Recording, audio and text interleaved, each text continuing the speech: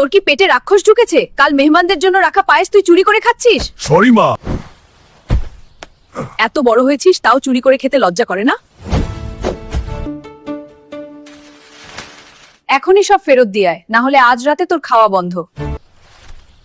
ওরে ও সবুজ ধামড়া, ওখানে আম গাছে উঠে কি করছিস শুনি? আমি তো জাস্ট এই আমগুলো দেখছি পেকেছে কি না টেস্ট করছিলাম। টেস্ট করছিলি না চুরি করছিলি? তোর লজ্জা করে না? সারা তো পাচ্ছিলি নে।